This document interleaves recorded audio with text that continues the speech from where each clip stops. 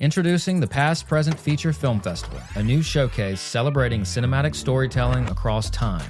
From bold proof-of-concept shorts to standout new films lighting up the circuit to overlooked features that deserve another look. Sponsored by the Past Present Feature podcast and Leica Camera, all films screen in Hollywood using Leica's CineWay projector. Submit now at filmfreeway.com/past-present-feature. The past, the present, the future of film, all under one spotlight.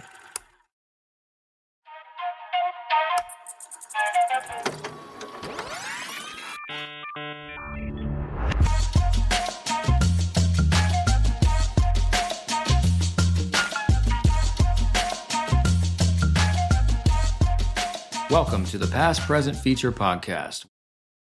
Miles Williams discusses the revival of Glendale's historic Alex Theater and its return to first-run cinema after more than 35 years, including the installation of 70mm projection and its breakout success with Christopher Nolan's The Odyssey. We explore why audiences are returning to theaters, the resurgence of physical media, and what the communal moviegoing experience can offer that streaming can't replicate. We also discuss curation, repertory cinema, getting audiences into seats, and creating space for independent filmmakers alongside major studio releases. Miles reflects on nearly 3 decades working in historic theaters and some of the films that shaped his relationship with cinema, including Spartacus, Tenebrae, Star Wars, and Ben-Hur. At its core, our conversation is about rebuilding a culture around cinema, preserving the places where that culture lives, and giving people a reason to experience movies together again.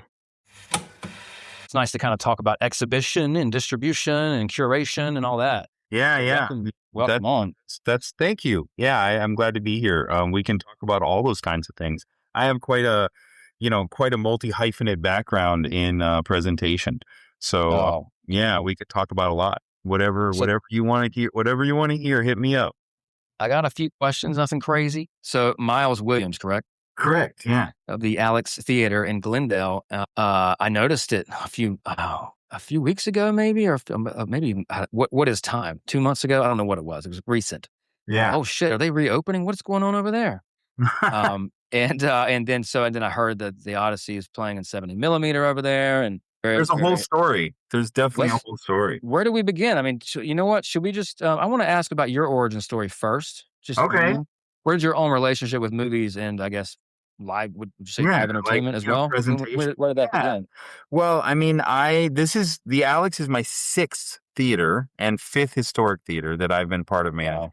So I have a long history in historic theaters. It is what I do with my life. And typically, I come to those theaters in a state of transition. Opening, we opened the Orpheum 25 years ago in downtown LA, and that was one of the big ones. When I was younger, when I was just a kid in my 20s, I was at this performing arts center that had just opened called the Cerritos Center down toward Orange County. And it was an amazing place to grow up in my 20s because, we were working with, it was different back then. There was no Live Nation. We had a big, open sort of view on who we could book and what shows we could do. And when we opened that place, we opened with Frank Sinatra in our first season. We had Johnny Cash and Whitney Houston and John Denver's last show before he passed in the plane crash. Gregory Hines, a great tap dancer, Smokey Robinson, the list goes on. And it was an amazing place to grow up, Marcus. I mean, seriously, I was in my 20s. I had just got my first big promotion. I had just sort of connected with my original mentor. I've had a series of mentors in my life and in my career in specific. And, I think that's a subject I can talk about a lot too. But eventually, the owner of the Orpheum found me. And the reason he found me is because I was coming up to downtown to work with the Last Remaining Seats film series.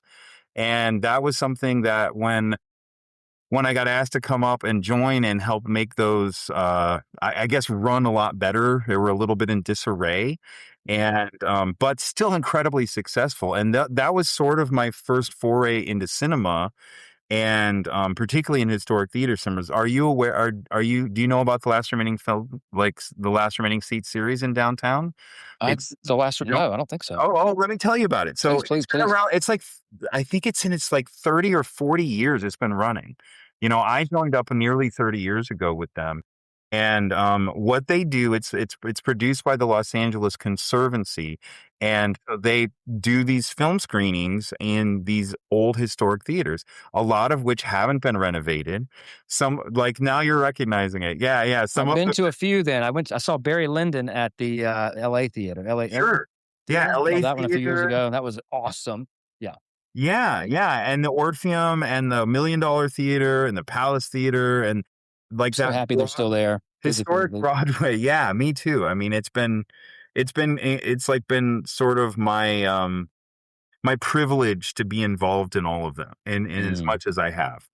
Do you And know? Sorry to cut you off. Do you know the Secret Movie Club? Is that what yeah, it's of called? course. Yeah. Craig, you know Craig that runs that. Yeah, Yeah, I yeah. think that we've talked on the phone. I might have a podcast coming up with him soon. Actually, I just Okay. got an invite, which is funny. Yeah, So he's, I think I wanna say he had a few screening series there at the LA totally. theater as well. Yeah, yeah, yeah, and, he's Yeah. been obviously a huge advocate of what we're talking about here, Sure, in sure. the arts Oh, that's district. cool. Yeah, But yeah, but anyways. yeah. So I guess, leading me through these different theaters and like, helping to, guide them into opening. I have a lot of like my energy is like a launch energy, right? And I also am able to somehow through who I am and what I've done inspire owners towards visions that they can't, to see where could we go, what can we do with this, how can this be successful, and work. My clients have always been owners of the theaters. From the owner of the Orpheum to the Ace Hotel to the synagogue that owned the Saban Theater to now the city of Glendale that owns the Alex. And Oh, so so it's safe, you would say, it's the ish. city of Glendale's been a great partner with me. And I definitely inspired them to invest, a significant amount of money into this theater so that we could be successful again. Mhm. And I took over right after the pandemic with a vision of, I guess I'll say I arrived with a listening heart because it's just, my sixth theater and I wanted to see like, what does this community need? What is the history of this place? What is it like whisper to me in the dark?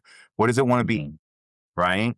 Mhm. And looking at the history and then meeting more and more people who've been there and who used to come to the theater like many years ago, um, the idea of the reclamation as a movie palace, which is what it was for so many years, like 60 years, Mark. It's It's so ridiculous, beautiful. It's right? so, at least from the outside. I haven't been in yet. No, no, it's beautiful Change. inside too. Yeah, yeah, it is I've seen beautiful the in all the pictures. ways. But Yeah. it's really about, what does this mean to the community? I mean, in my life in historic theaters, they mean a lot to a lot of people, and I think that their place is becoming more and more talked about right now. The Mhm. success of the Alex with the Odyssey and the fact that Los Angeles audiences showed up en masse to Mhm. see this film at our place, to kind of like, we need to see the Alex. Oh, yeah, I remember the Alex. I mean, we had a lot of first timers, we had a lot of old guard, and they showed up in a way that gave me a mandate towards doing more and more film there. It has a heart of cinema and people like to see the movie there. It really is an elevated experience, especially with the 70 millimeter projection we just put in, which is like a game changer, clearly. So, So this would be, I hate to even ask this question. I don't even know how to actually properly ask it, but is it real 70 millimeter? oh, Or what well, does that even mean when somebody says that? yeah, You know what I mean? sure. Because some people say that it's 70 millimeter, not to put you on the spot or anything, but what is that? What are the different forms of it? Because I know Universal across the street here behind this wall, we finally saw it 2 days ago at 11 Yeah, a.m. because we had to wait a month because it was sold out, which is great. right, Shout out to like just the Odyssey and Nolan being right. so good at like the releasing of it and having people care about movies again. No, isn't it curious that this film, more than any in memory, focused so much on the format? I mean, Nolan decided to shoot the first ever narrative film entirely in IMAX, Mhm. right? And in IMAX, the IMAX cameras use the same Kodak film as what turns into the 70 millimeter that we project, right? The difference with IMAX and with traditional 70 millimeter is that IMAX runs horizontal. So the film runs like horizontal on the camera and horizontally in the projection, which gives it a much like taller aspect ratio. You know, when you go to the IMAX and it's like stadium seating, Sure. like floor to ceiling, it doesn't really feel like a traditional movie, right? It's got so much more real estate up there on the screen. It just kind of sucks you in even a little bit more, right? Yeah, the immersive part of it, and I mean, obviously Nolan is a visionary about all that. It's I think it's good for everyone to shoot on real film, and I think there's like we can talk about that. I'm sure we will more as this hour goes on, but the 70 millimeter version runs instead of horizontally, it runs vertically, which is the traditional way that films go through projectors and cameras. 35 millimeter vertical, 70 millimeter is like 4 times the size of 35. And so in it, it runs vertically. So we have a very landscape, normal kind of traditional film presentation, but because it is on 70 millimeter film, it is a higher, we don't count as pixels because it's not digital, right? But it's like real film and you can tell the difference, you can feel the difference, and it's something you can't get at home on your big screen.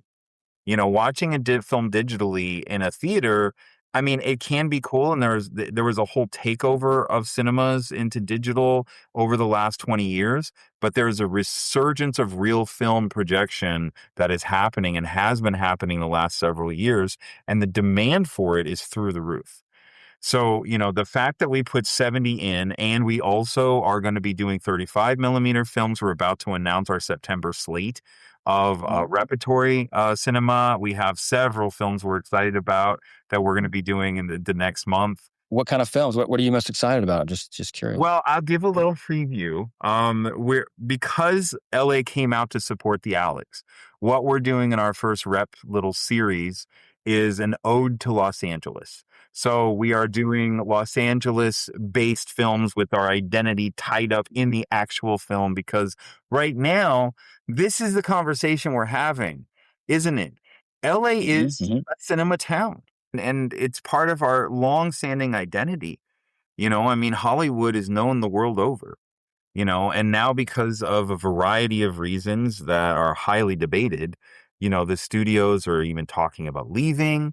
There's there's a lot of like tea to spill in that world. And I'm sure that that's part of what you guys talk about here on your podcast, because, you know, it's something that's like being debated and discussed, and people have a lot of feelings about it. And I think most of the people in LA want to see the industry not only stay here, but bloom, like grow.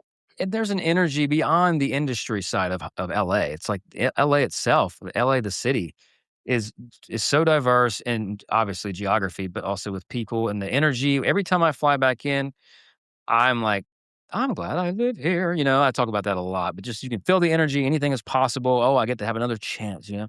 But Right. also, it's like, it's just a filmable city. I mean, it's just so beautiful, and so like I shot a short film with my kid. I make a birthday video for him every year, and we went 1 hour north to this little, we rented this Wild West town, 58 minutes north in Palmdale, and shot a Western, you know, and came Really? back home. And you have certain filmmakers too that are known to film certain cities in a certain way, right? For sure. And I just love that LA is my city to do that in, you know, whether it be a documentary or whatever. Besides all that, you know, just the cinemas that we're seeing, the Alex, you know, the what American Cinematique does, and what, Yeah. you know, all these you know, Tarantino's Vista and all this. It's like, Right. you don't find all that in other places as much, you know? Yeah, not at all. LA's fantastic, and Yeah. I'm not worried anymore about if Paramount wants to leave, bye. I don't care. You know, it's already screwed up anyways. And sorry, just my opinion. It's like, I'll let that that stay doesn't on your change side of the LA. mic, okay? No, I'm just kidding. I mean, That's just we're my working with the studios now, and, you know, as we're reemergent into, you know, as a very viable and successful cinema here in LA, you know, working with the big studios is kind of new for us, because it's been 35 years since we did a studio picture. And so we're learning them, we're understanding their needs and wants and desires and how they like it to be. We're very independent minded. at the Alex. And so we do, like you mentioned, documentaries or, the screening room downtown. We also like to do independent films and independent screenings, and we have a lot of them coming up. We're going to continue to do that. Frankly, some of the, in my work as an impresario promoting concerts and live performances, one of the things that we know is that sometimes you have to charge more for tickets down front so that the people can afford the tickets a little further back. And in some ways, the work that we're doing with the big studios, like with the Odyssey, we have another big announcement coming on Monday about our next big studio film that we'll be presenting. And working on these big films allows us to work with some of the smaller films and to provide the space. And so we met the other day with a filmmaker from Lebanon who shot something in Glendale and in Lebanon and wants to do a premiere. And so, we're going to work with them and do their premiere with us. And, I think we're going to help them get on a run on one of the locals as well. So, we're in a place to do the big films, do the small films, also still do, ballets and rock concerts. We just put on sale the most interesting kind of thing that I love to present, which is it's a genre called live to film. Have you heard of this before? Live to film? I think I might have. I had a call with a guy 2 weeks ago about this. Tell me So it's like where there's live music while the film is playing, and they sort of play either the soundtrack or like thing, and we see it around. Yeah, it's even at the Hollywood Bowl sometimes. Yeah, with John Williams or whatever. Well, we're doing an old like horror film from the 70s, and the soundtrack, it's called Tenebrae. And the soundtrack is this band called Goblin. Claudio, I always get their name. Then I have a hard time. It's a very Italian name. Claudio Simonette, Goblin. We just put it on sale. It's selling already, like really well today. We just put it on sale today. And this is the kind of stuff that like really thrills my heart. I love seeing like a classic kind of goth rock band, on stage playing with like this scary movie. I mean, what a night. That's like fun. Look, this is perfect for the podcast too, to give the audience a little past film. This is my birth year, 1982. Yeah, I'm old. Tenebrae. It's right, 1982. Italian film written and directed by Dario Argento. Visiting Rome on a promotional tour for his new novel, writer Peter Neal is pulled into a murder mystery as someone familiar with his work begins a series of killings. While the police look into the crimes, Neal investigates on his own, aided by his beautiful assistant Anne and a tenacious young local named Gianni. As a murderer brutally dispatches of other victims, Neal gets closer to discovering the psychopath's identity. When are you premiering this? Or when are you screening this? Oh my goodness, I gotta look on my calendar. Give me 1 second. Do you know, one of the things about having one of the absolute busiest venues in all of Los Angeles is that it's hard for me as the person who books it to keep all of the November 11th, to keep them straight. I know November 11th. November 11th. November 11th. Okay, got you. Yeah. And I just saw this at Alex Theater, a historic 1,213 seats. Is that correct? We have so the seating has gone up and down a little bit based upon different things. So when we're doing live events, we have 1,300 seats. Wow. When we are doing cinema, we kind of kill off some of the upper balcony. And just for like, patron experience, we want them to have the best experience. So we cut that down to about 965 is our cinema. That's probably still enough. Well, I mean, it's part of the reason why we became the number one 70 millimeter theater doing the Odyssey in the whole U.S. is That's because so of our crazy. capacity. I know after 35 years to be number one is incredible. But if you got something good, then people want something good. They want this experience, right? I mean, yeah, it's an elevated experience to be in a historic theater with a background in movies, with like all the, memories that have been made there. And, we have pictures of, premiere Ben-Hur. We have, the most Oscar winning film in history. We have, some of the biggest tentpoles back in the 70s, like Star Wars original played at the Alex, ran out at the Alex. We had Raiders of the Lost Ark in the 80s. There's this history. And then going all the way back to the like 20s and 30s when Walt Disney would come over and test screen his cartoons. Come you on. know, Just the energy that's going through in and out of that place, right, right. that's not nothing. No, it's something, isn't it? It's Yeah, yeah, something, not yeah, nothing, something. But the neon top Art Deco tower, like all that. Obviously, I'm a nostalgic person. I mean, the damn sure. podcast is called Past, Present, Future. I have an MTV shirt on. Blah blah blah. I am so happy about this. Just overall, very happy as a film goer, and even as a filmmaker. I mean, it'd be so nice to be able to screen a film at a place like this. Sure. And like it is so nice that you're able to help in that way where you but not just that way. You're like multi, what is it called? I'm You're calling it a multi-hyphenate theater. okay. Like that's a word that's out there, like that's Jamie Foxx because he's a writer, director, producer, actor, singer, Sure. So Mhm. the theater world is a venue. We do dance, we do stand-up comedy, we do concerts, and we definitely are doing lots of cinema. So It's good like for business too, it right? To well, I diversify. mean, yeah, I mean, I'm a commercial owner. I own a venue management company, and this is, that's how I roll through the world. We're not a nonprofit, but because I've been doing it so long, I definitely have a formula and a way of running these theaters in profitable ways, which is really good. Part of that is Keep 'em having going. yeah, Yeah. part of it's having a good partner to keep up a 100-year-old building. So that's part of what the city of Glendale does, and that's an amazing thing that your listeners should really know is that, the city government pays for the maintenance. They pay for upgrades. They put in like $2.5 million in the last 5 years. I was gonna ask you as far as infrastructure in general, like the actual physical infrastructure, like 100-year-old, it's 100 years old as of last year, correct? Yeah, it's So what coming did up. that look like to upgrade this thing? You have to retrofit it, I'm sure. What When did you have to do? Yeah, when I did the, original walkthrough as I was about to take on the, lease and contract, the old facilities guy, as we're walking through the theaters, like, "This was broke, this needs fixed, this," Oh god. and it was then that I Getting an realized inspection after you buy a house? well, Oh my god. exactly, Before you buy a house? Like, I don't want something this like house anymore. something like that, but it was part of that walkthrough that convinced me that I needed to tell the city that I mean, I just laid down the law with them. You guys have gotta invest in your building. You're on the National Register of Historic Places, which is a big designation. It matters. The fact Mhm. and, over the last 20 years, the maintenance had been deferred, mostly because it costs a lot.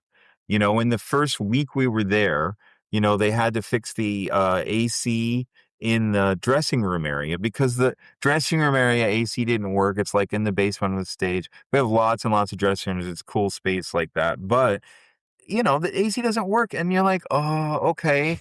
And then the city comes over and they drop 100 grand on it like that. Shout out to Glendale. Right? Nice. Yeah, exactly. Great. And that kept going. And so they've continued to partner with me and pay for upgrades as needed. We've had to upgrade sound, lights, video. We have a camera system. We have the new 70 millimeter projection system. Ugh, We've really got our systems up to a level that's incredibly high. it's We're- so good to hear. I feel like we're coming back, baby. I feel like it's coming back. But also, I guess maybe Glendale realizes that this is going to bring people to Glendale, right? it And I look does. forward. I can't wait to go now. Honestly, Yeah, the very economic Glendale. driver, venues. I mean, I've been a part of studies in all these theaters. Like some of them do these big in-depth studies where they hire consultants and they find like, what does this drive? How many people does it bring in? Mhm. Do they eat at the restaurants, stay at the hotels, and, around the world, all the studies point to the same thing. Yes, these kind of live venues drive business in downtown zones, And right? people want to go. They don't want to sit anymore in front of their damn TV. And Exactly. also, and another opinion that you do not have to agree with, but like, give me something good to watch. Also, please, streamers, please, thank you. But in Glendale is central. It's very, I mean, it's central-ish. It's easy to get Like it to, ain't out of the way. You and it's know, amazingly clean. You know, clean. you know, And like although it's a chain, I love me some Taste of India. That it's one right right down the there. street. Right there. I'm just shout out Taste of We It. have This 20 podcast is restaurants. not brought to you by Taste of India. You should check it out. It's delicious. Yeah. Saw Mark Maron in there one time, one of my podcast heroes. Yeah, he lives in Glendale. Yeah. Yeah. So Yeah, yeah, yeah. you live I've in had a show to pitch him on for a couple years. I haven't pitched him yet, but Glendale. Yeah, no, Glendale has an interesting like place in LA, and I think that one of the things, I'll say this publicly, I've said it before. One of the things when I got there, coming from downtown, like I said, can I make Glendale cool? Because Glendale doesn't feel cool, right? It's not Hollywood. It's not downtown. It doesn't have like that kind of vibe to it, right? It's a little more mall. It's a little more where you go Christmas shopping, More kind of build out, sort of a fake downtown. But if you go up Rand a little bit further and you find like my block, and you find like all these owner operated restaurants. I got a Michelin star place down the street. We've got amazing sushi, and we've got the historic theater pumping out like show after show after show. It's like it seems like we're taking steps towards making Glendale cool. I don't know. What do you think? I think so. Yeah, I can get to Glendale in 10 minutes. You know what I mean? So Sure. it's nice to on the way to if I'm even on the way to Eagle Rock. I mean, it's the proximity is really attractive to like many things. Yeah. Speaking of Eagle Rock, Vidiots. Do you know Matt McKay over there? What do you think? Thoughts on Vidiots? Well, I'm an advocate just like you of all of it. Every place, everything that they're doing. I mean, they have a really unique like place in the community, with what from the video store, and clearly, the stars have come out, and they clearly get a lot of visits, right? Seeing all this in that video store, just seeing the big stars in that video store. It's like, man, it is cool, right? and I met Maggie through my ex, who worked at Annapurna. They both were at Annapurna like 10 years ago. Yeah, and Annapurna was helping to float Vidiots whenever they were stuck in limbo between Santa Monica and Eagle Rock. Sure. And I remember going to little lunches with Maggie and just what she was doing, and I'm like, wow, this is so cool. And it just seemed like, I don't know. Do you think? And I was just thinking to myself, like, yeah, good luck. And then to see her redo it, to open it back up and to do it all, and it's now where it's at. It's like, oh my, it's so cool. I was concerned for the business model when I first heard about it coming into Europe, and I was like, well, I hope they can put this together. I was really hopeful, but clearly it's been working, and they're like a force on this side of town now. It's the vision was clear, I guess, and strong, and also shout out to the East Side as far as the artists and the people that the energy over there, that comes out for that kind of thing, and I think that's part of it. Maybe, I don't know. I mean, it's just such a great thing to see, and it's all. And the whole reason I'm doing this podcast is just to try to contribute a little something to the culture, in some way. Sure. Whether just starting out conversations, because I just want to fight in my own way for it, because I'm a video store kid and like 80s, 90s movies. I mean, we got spoiled. We didn't know it, but we were spoiled hot, and like 2000s weren't so bad either. And then you see the kind of the last 10 years where 15, whatever it was, where you could kind of see the wheel starting to wobble. And, but cycles, right? And like, color TV or sound or whatever. It's like streaming. But I think we're going to be okay. And like you see people fight and kind of make Vidiots happen, make the Alex happen, like yourself, and there's so many other examples to go into. And it's just all about I think, contributing back to the culture and having people want this stuff. They just don't, if they don't have anywhere to go, they're not going to be able to get it, Yeah. I mean, we are seeing like a big resurgence right now. I mean, the news that's been breaking these last few weeks about Cinerama Dome, that having a path towards reopening, and just thinking about that. The Bruin Theater having a path towards reopening. I love the Bruin. Yeah, I was watching Once Upon a Time in Hollywood in the Bruin at the same time of day that she walks into the Bruin in the movie, and I could see the seat I was sitting in. And I love the Fox Theater across the street's my favorite theater. Sure. I love yeah. So I go to the Alex. I don't know. Well, we have a rich history, and it's nice to see that. I think that it's important to mention the younger generation, because this is one of the things I talk about a lot is how Gen Z has responded to the digital world in a way where the things that we used to experience, Marcus, as kids, like, getting that CD and opening it and looking at the lyrics and listening to it 5 times and, getting that new VHS. I had a huge VHS collection. I mean, I moved it because I move a lot, and I moved that thing like 6 times, and I swear it ticks like 20 boxes. I had so many VHS. Like, I collected them. Do you still have them, or no, I you get rid of actually them? don't. I gave them to my dad, actually. So they still exist, but at my dad's That's house. great. They're But safe at your dad's place. yeah. But to see the young people start to collect physical media again, to value that, there's a presence that like approaches, the sort of like mindfulness presence that I think that humans thrive in. Is this feeling of presence that's available with physical media that like when we put our phones away, when the streaming isn't like what's on next or what's on this other place, but it's like, here's this, I'm putting it in the player and this is what I'm doing. I never Right. thought of it that way. Well, I think that's what's happening. I think that there's like a meaningfulness I that think so with too. it. Yeah. Gen Z, but also look, even my I have a almost 7-year-old. He's got a buddy across the street who's 8.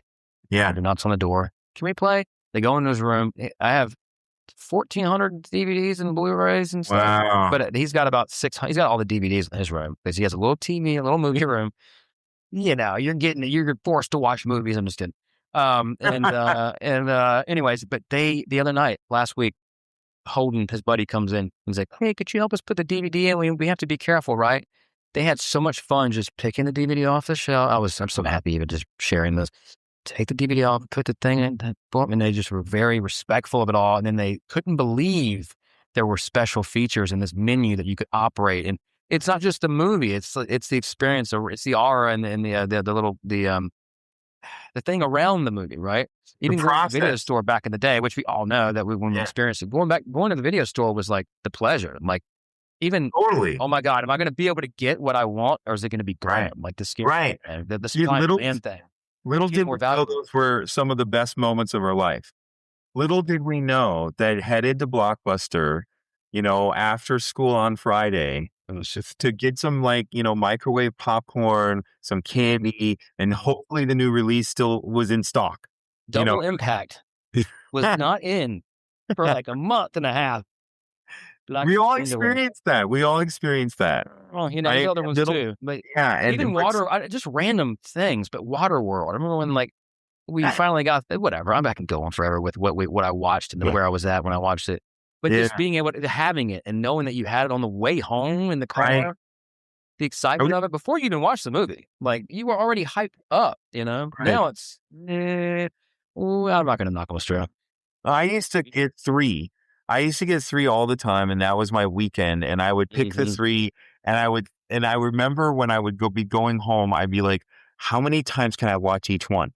But if I really like playing my home, what do I got? I got a baseball game to go to. I got to go, but I could watch one here and one here. And then my friends would come over and we'd watch all 3 of them, and we'd fall asleep all sticky with popcorn and everything, in our sleeping bags. I worked at, it doesn't get better. I worked at Hollywood Video as one of my college jobs, and I would take 3 each time. VHSs too. VHSs. And I remember exactly how it sounded when it came out the case. Exactly. But I'd watch about 3 and then return them, and I went through every genre. I knocked every one of them out almost. Film school for real. But anyways, okay, physical media is great. Yes. Well, and it's good. And I think that it imprinted movies and cinema. On my generation, I'm Gen X, but it imprinted on us in a way that movies are so special and so central in the way that we want to see stories. Yeah. And then back to Gen Z and even look at, even the films that are being made, real quick, Obsession, Curry Barker. You can't make that without respecting the craft. The way how good that script is and how well executed it was, especially for $750,000 apparently. Right. Come on now. I feel that movie makes me feel okay as far as where we're headed. Same with, Kane Parsons with Backrooms. And these are obvious statements, but that's good news. It's great news. It's possibly good hands where these are great films. And this Kane is 20 or was when he made it, and Curry's 26. And so that's a good sign. Sure. And I have friends, I have some friends that are a little bit younger and 30 now, old as, and they respect it in the same way. I do feel it pretty okay about the live event space and even physical media, because in streaming and Amazon, all these people have made it a little easier to want to go back to physical media based on this whole kind of you buy a movie but you don't own it anymore unless if they want to take it out.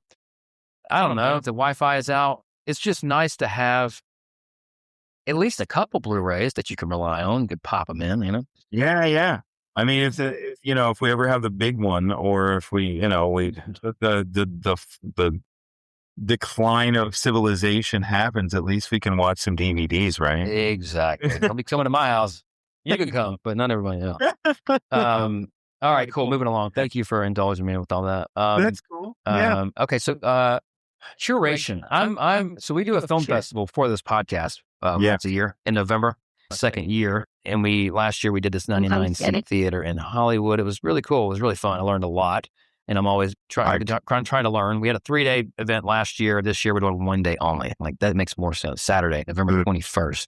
Built up with guests that we've had on the show, their film, with an older film that may have been overlooked. Last year, Filmmaker gave us Takeout, so that was perfect, like opening night film. Cool. And then we followed it with a newer film. We have these proof of concepts, these short films that have to act as a proof of concept for a future feature film that run before these films. So it's like, it's a play on that short film before a feature, but it all ties into past, present, future. So I guess my question to you is, I'm trying to find ways to just make it grow and to really listen to not just what I would want to do. Kara Cusimano, Tribeca, she said, really think about what your community wants to see. Don't forget that part. I'm like, oh yeah. What would your advice be on curating a film festival? Yeah. I have to say, I've only curated one, and it was and I guess I was involved a little bit back in the early days of the Orpheum around a couple other sort of special event films. Not exactly a film festival. I mean, I was involved in the Outfest back then and hosting the Outfest. They're incredibly successful. And I think that what that other guest told you, Carrie, that's obviously there's a rapt audience, because it's a very, it's like a very subject specific kind of film festival for Outfest. Right. The one that I did was a horror movie festival, and it only had met a modicum of success. But I mean, I think that those niche audiences are the things we find real success with. Yep. So we just had one of our collaborators. I have like a community of collaborators and a community of like curators at the Alex that I've developed over actually all these many years. Some of the people who I do shows with have been, 25 years ago, we did our first show together. Independent promoters or presenters or curators. And, our calendar gets filled with those kinds of shows. So one of the ones we just did was a Betty Boop birthday bash, where we had film footage of Betty Boop from I think that her heyday is like the 30s and 40s, and Flesher Films is the company that has all the licenses and has all the media for that.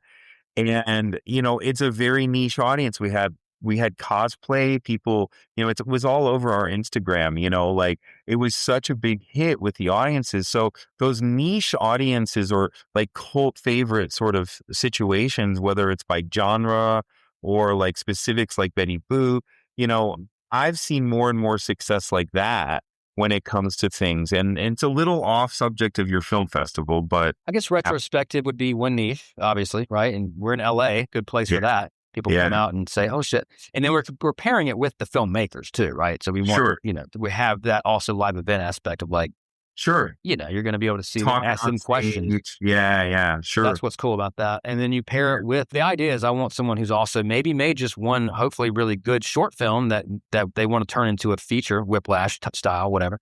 Yeah. That they can also sit in the same Q&A with this big time director that's made it. That's the idea. Okay. Bridge the gap. I mean, that sounds like something unique. I don't think I've ever seen that. I mean, Bridge the Gap sounds cool. Are the big filmmakers up for that? I mean, usually they're like advocates for. Well, last year it was fresh and new, right? Exactly. And we're trying this year. I'm trying to get it to the next space. I'm just trying to figure out who to reach out to. We do have a little bit of more of a budget, so it's just trying to build it. Being patient. It's a marathon, not a sprint type thing. Well, it's a lot of energy, I'm sure. It takes a lot of effort to curate a film festival like that, I'm sure. Well, that's why I did myself some favors this year and said, I'm not doing 3 days. What is wrong with me? I'm doing 1 full day. Yeah. But yeah, no, I think I'm just going to keep at it and see, and just try to, do the 10,000 hours thing, and just keep on keeping on. Sure. And Sure. yeah. And so, Yeah. and then let me ask you this: so, like, as far as your venue, let's just say for one year when you're coming up, I wanted to rent this venue, and what would be the criteria that I would need to meet to It's have a 1-day film festival at the Alex? one day film festival at the Alex. What kind of criteria? Um, that's a good question. I meet a lot of people who pitch me on doing shows or doing, Sure, of films, course. film festivals. I mean, even Broadway musicals, people pitch me on having at my Oh, theater, like everything in between. And usually I look for a level of readiness to be in a big, big place, because our downstairs, just like the first floor seating, where our new projection booth is with the 70 in it, just downstairs, we have a whole mezzanine and balcony and everything, but just downstairs is like almost 700 seats. So, just wait. Okay, just not counting the balcony. not counting the balcony. Gotcha. So, like, when people come in, they come in from the first floor and they can go right in. And so having that kind of big, big space, and it's also really tall, because there is the balcony, it just feels so. If there's enough people who can come 2, 3, 400 to fill at least downstairs, then it can have a good vibe and a good success with that, right? And if it's not ready for that, then it's just a matter of growing it till maybe it is, because you put it in too early, and I have done this, and if there's not enough people, it just doesn't, there's not enough It's energy. depressing. Yeah, exactly. It's very sobering. I learned last year. I mean, we had a pretty decent turnout, but it's not easy getting butts in seats, especially when you're fresh and new. Yeah, well, I mean, it happens for me too. I mean, it's one of those things that, there's nothing quite as like soul crushing as, putting this effort into something, and then there's like, 85 people there, and you're like, oh, I was thinking we were going to be 5 times this, something didn't work, something didn't click, maybe my marketing was off. Marketing is one of the things we use a lot. And I guess since it came up, I'll say that is that they're, having a good marketing person and a good budget for it, I think is essential too. I mean, that's how we sell tickets, is marketing and getting it out there, whether it's organic and showing on our, socials, or whether it's like, putting ads into the world. I mean, it's still something we have to do as promoters and presenters, What about paid ads on Instagram? Do you find that being effective? And we sell a lot of tickets on Meta in our ads. I mean, we have a really advanced ticket system, and my marketing and ticket guy is a genius. If he wasn't that, he worked in NASA doing like rocket fuel or something. Anyways, but so I mean, he's a great part of the team, and so our ad spends are very trackable, and we see very quickly how things are doing. But that's like, when you have a big place, you gotta reach a big audience. We even did marketing for the Odyssey. Can you believe that? Like, can I tell this story real quick? Like, so we were going on sale with the Odyssey. We got the green light from Universal just a few weeks before the on sale, like maybe 2 weeks. Wow. Our ticket system didn't integrate with Fandango or with ComScores, which is the reporting you have to have for the big studios. So we had to find a whole new ticket system and get it like our seat map built and get all the onboarding done in like 2 weeks. And we had like me and Ida, who's like our associate director, her and I just like, I don't know, we just never stopped working for the 2 weeks to get tickets on sale for the Odyssey. Right. And the moment they went on sale, we're like, okay, we're here, we're done, and then we didn't see any sales right away. Like it wasn't something that was like, oh, this is just flying off the shelf now that they announced Odyssey on sale for large format, like, why aren't these selling? And I was like wringing my hands. Like I didn't have a promoting budget for it, like a marketing budget. Cause I mean, it's the biggest movie in the world. Yeah. And I'm like, so I'm out there in front of the Alex wringing my hands and saying like, I never thought I would be like, of all the weird misfit shows that I do in my theater that need all this attention and marketing, I never thought that I'd be like struggling to sell tickets for the Odyssey. Right. Like of all the things. That's a great lesson though, isn't it? I guess, because it's like you have this product that's like killing, Yeah. People don't know. People didn't know the Alex yet. And then we did a bunch of PR and we had like a special opening night and then it just landed. And then they were off into the races. And So, in the first week of shows, we ended up being like the third in the US. There's two other really big capacity 70 millimeter venues. And one's in Chicago, the Music Box, venerated, and the other one's the directors. The directors one out in Westwood, the new, and they popped up just to do this film because they're renovating still, right? But they have big, they have big capacities too, right? And so we were getting numbers in, and we were amazed that we were in the top few in the first weekend, and by the second week we were ahead and we were number one, and it was like, wow, what are we doing with this? Like, look, it's that Field of Dreams moment. I guess LA wants and they will come. It's here, right? That's what it came to. It was like, oh, LA, thank you. Thanks for coming out, and we're going to keep doing them. We cheer you. Love LA, baby. We do care. We want it. We want the stuff. Where the hell is it? And here it is. Yeah. People come and pitch me, like you were saying, pitching me on your film festival. And if I say yes, then they're having a moment. You know what I mean? They're having that moment. And I love seeing people in that and enjoying this success and the potential here. Yeah. I hope some filmmakers hit you up there. I mean, there's so many great, you should, I'm just thinking about people I've interviewed where they're killing it, like a Nuisance Bear. Have you heard about this film? Just won the Warner Herzog award, but their own movie, I think Movie picked them up, but they made this wonderful documentary about this polar bear in Alaska, or I'm going to mess up the details. It's been a minute. Sorry. Alaska or Canada, northern central Canada. Anyways, wonderful film. And it's like, I don't know. That pops in. They won Sundance, and that would be cool to see on the big screen. Sure. There's so many wonderful, talented filmmakers that are killing it that you do see them get through the other side of the wall, Yeah. Well, you're giving me an idea. I mean, I have to say, you're giving me an idea that maybe I need to figure out like a way that we could maybe do a feature of some of these, that we could get them on the big screen in a way that's viable and system for that. I do. We had last year, before the Odyssey, before the big sort of reclamation as a movie palace, we did have a couple of really cool documentaries. We had this one that it was like the first one filmed in the Grand Canyon, another that was really amazing. We did this other one about Bob Gurr, who's like the original Disney Imagineer. And he's like 95 years old, and he's there, and he's on our red carpet. And there was a documentary, and I met with the filmmakers, and we did a whole red carpet. And he made like the little cars that you drive around at Disneyland, and he did all this work in the early Disney period. And so somebody made like a biography film of him, and it was such a fun night, and people loved it. He's a great character. So, doing some of these is really, it's been really fun to do, and it's a nice thing to host. There's so many great films that don't get through that stratosphere, whatever the word you want to use. Yeah. And it's like, but having somewhere to screen it, even for one night, that's a huge experience for the people watching it and, of course, the ones that made it. For sure.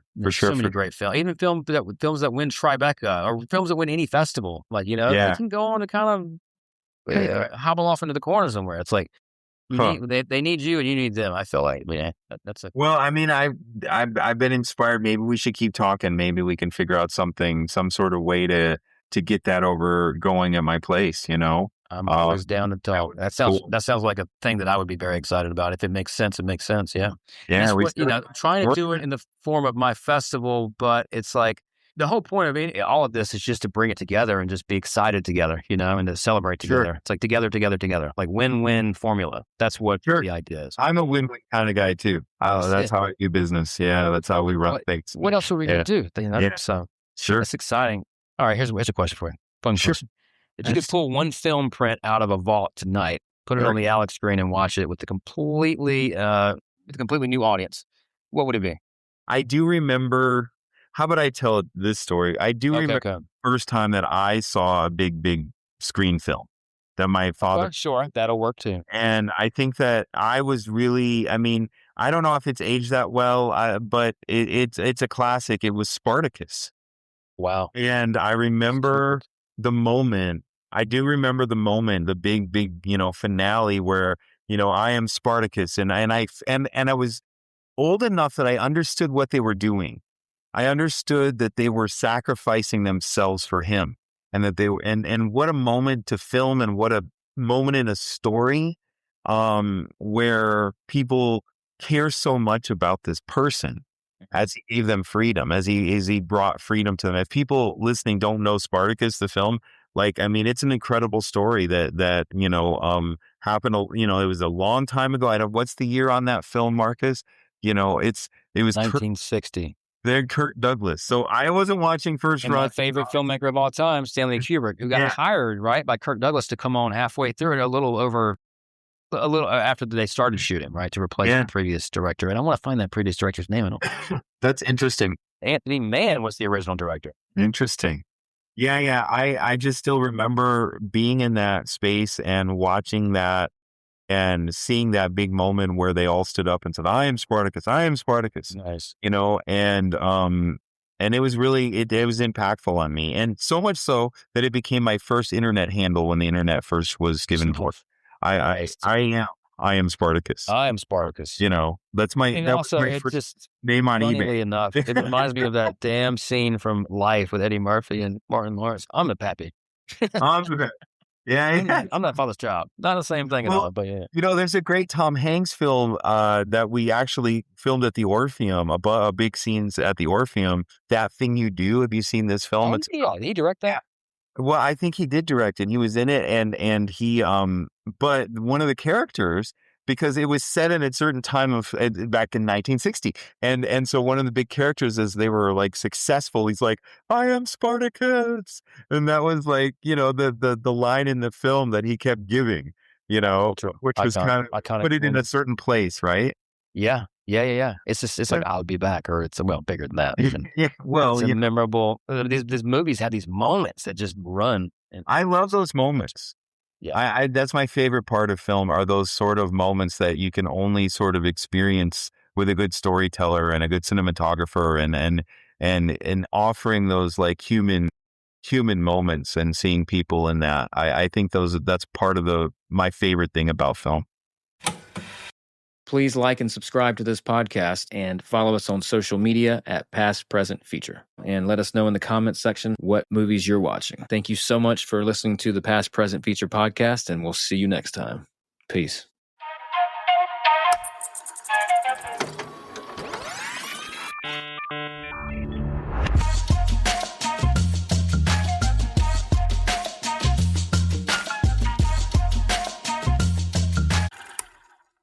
Love learning about filmmaking? There's no better film school than actually watching movies in theaters. Revival Hub is your guide to specialty screenings in Los Angeles. Classics on 35mm, director Q&As, rare restorations, and indie gems you won't find on streaming. Revival Hub connects moviegoers with over 200 venues across LA, from the major Revival houses to the 20-seat micro cinemas and more. Whether you're an aspiring filmmaker or just love great cinema, Revival Hub helps you discover the screenings that matter, the ones that'll change how you see movies. Visit revivalhub.com to see what's playing this week. That's RevivalHub.com.